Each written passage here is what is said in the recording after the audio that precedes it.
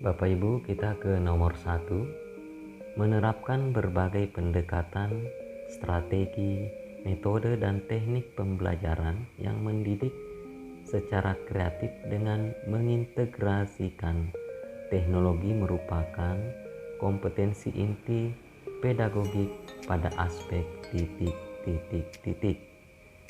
Silakan Bapak Ibu tebak jawabannya. A. Penguasaan terhadap karakteristik peserta didik. B. Penguasaan pada teori belajar dan prinsip-prinsip pembelajaran. C. Pengembangan kurikulum. D. Penyelenggaraan pembelajaran yang mendidik. Dan E. Berkomunikasi pada peserta didik. Tentu saja, jadi jawabannya Bapak Ibu adalah B. Penguasaan pada teori belajar dan prinsip pembelajaran. Selanjutnya nomor 2, teori ini memandang belajar sebagai hasil dari pembentukan hubungan antara rangsangan dari luar atau stimulus dan balasan dari siswa atau respon yang dapat diamati. Semakin sering hubungan atau bond antara rangsangan dan balasan terjadi, maka akan semakin kuatlah hubungan keduanya atau law of exercise. Teori belajar yang dimaksud adalah A. Behaviorisme, kognitif, humanistik, sibernetik, dan E. Konstruktivisme. Silakan ditebak jawabannya Bapak Ibu. Betul, jadi jawabannya adalah A.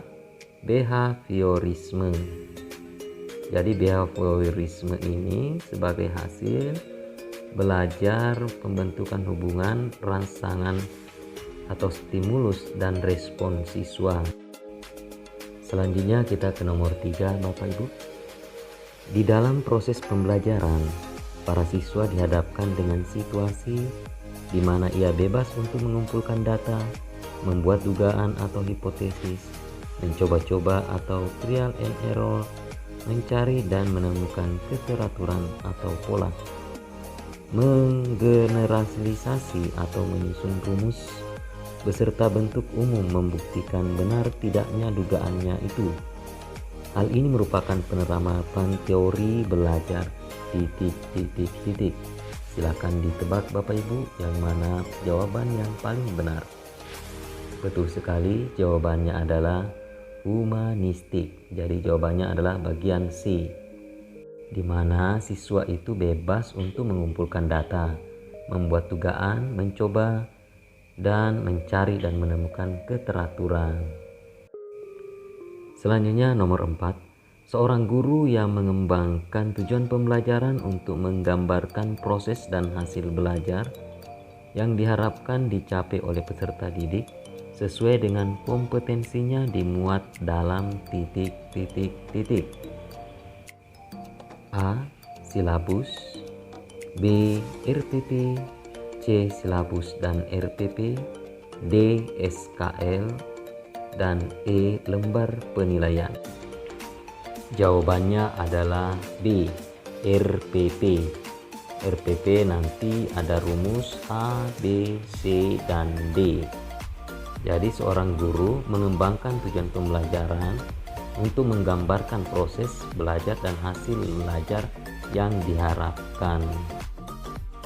Selanjutnya nomor 5. Dalam mempersiapkan pembelajaran, seorang guru akan selalu bertemu dengan istilah silabus dan RPP. Silabus dan RPP sama-sama sebagai rencana proses pembelajaran. Perbedaannya adalah sebagai berikut. A. Silabus berisi kompetensi dasar, sedangkan RPP mengarahkan kegiatan belajar untuk mencapai kompetensi dasar. B. Silabus bersumber dari standar isi dan standar lulusan, sedangkan RPP bersumber dari standar kompetensi lulusan. RPP dibuat oleh setiap guru, sedangkan silabus dibuat oleh tim guru. D. RPP dan silabus keduanya disusun oleh setiap satuan pendidikan.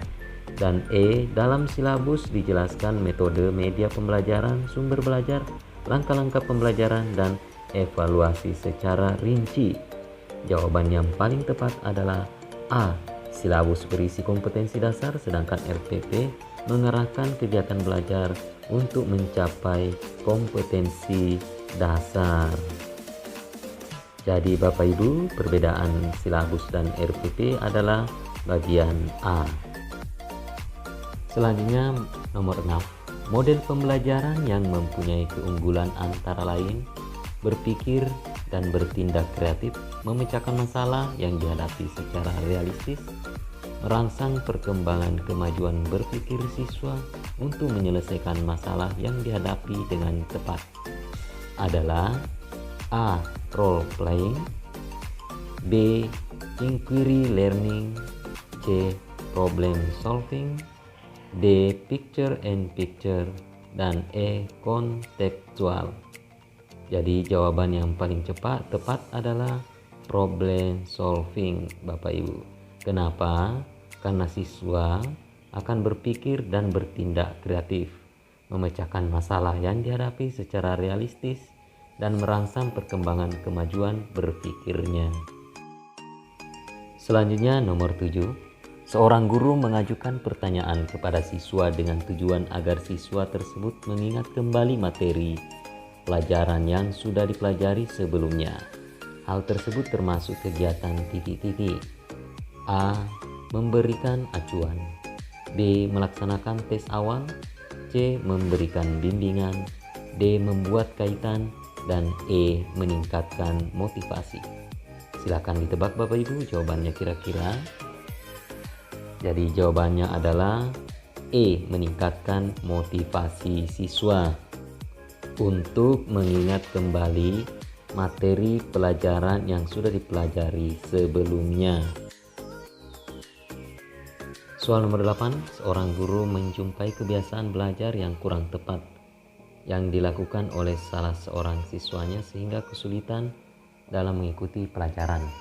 Langkah awal yang tepat untuk mengatasi kesulitan belajar demikian yaitu A. Tunjukkan akibat atau dampak kebiasaan belajar yang salah terhadap prestasi belajar. B. Berikan kesempatan kepada siswa untuk mendiskusikan aspirasinya secara rasional. C. Ciptakan iklim sosial yang sehat antara guru dengan siswa dan antara siswa di dalam kelas. D. Susun aturan dan batasan-batasan dalam proses pembelajaran. E. Berikan kesempatan memperoleh pengalaman yang menyenangkan atau memperoleh sukses dalam belajar meskipun prestasinya minimal. Jadi jawaban yang paling tepat Bapak Ibu adalah bagian E. Memberikan kesempatan pada siswa agar dia termotivasi untuk meningkatkan proses belajarnya walaupun prestasinya masih minimal. Jadi jawabannya adalah E.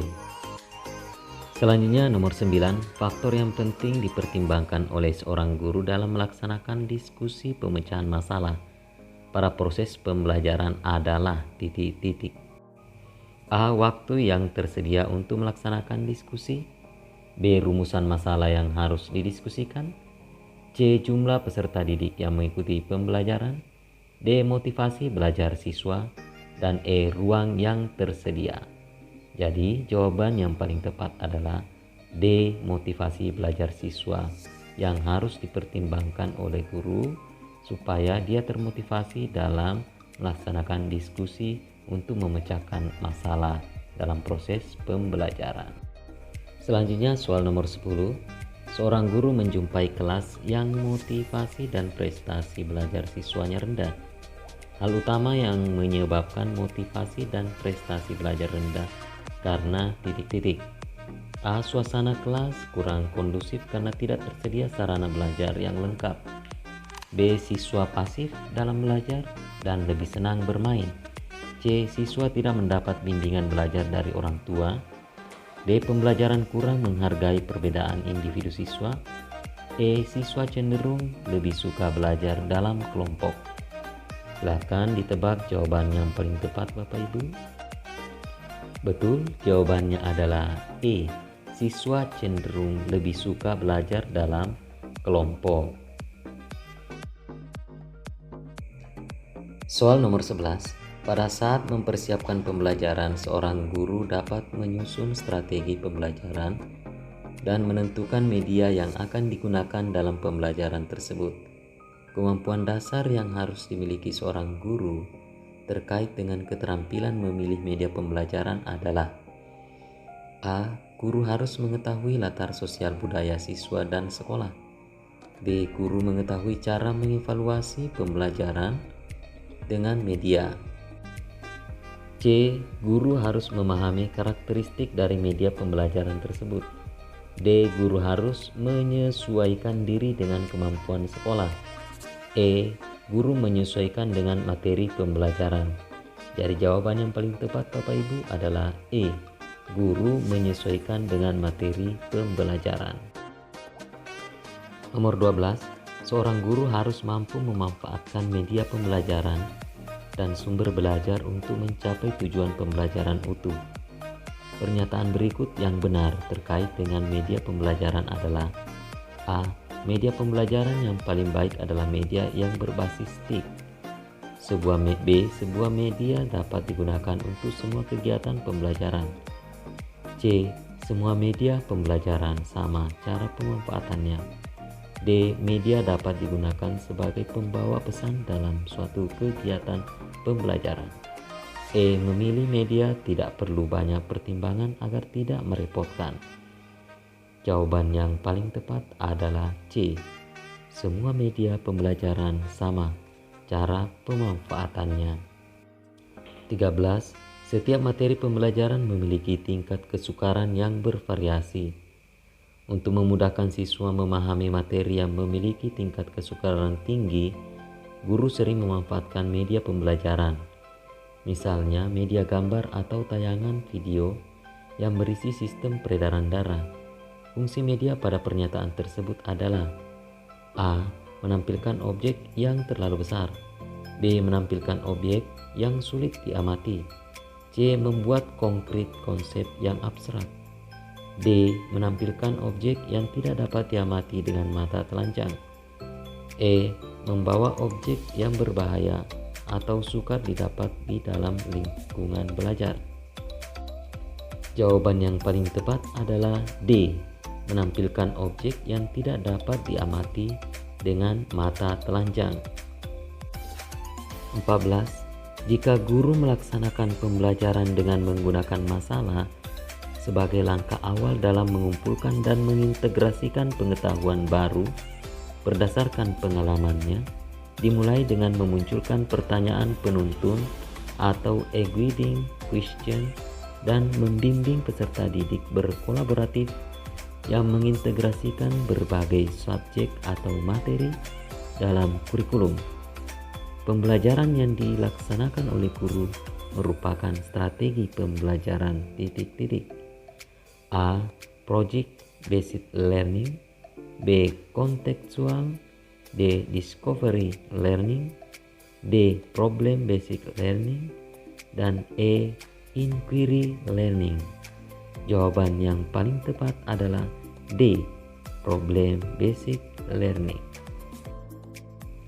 Selanjutnya nomor terakhir atau nomor 15. Seorang guru melaksanakan pembelajaran yang mengakomodasi semua anggota kelompok mengungkapkan pendapat, ide dan tanggapan terhadap skenario secara bebas, sehingga dimungkinkan muncul berbagai macam alternatif pendapat.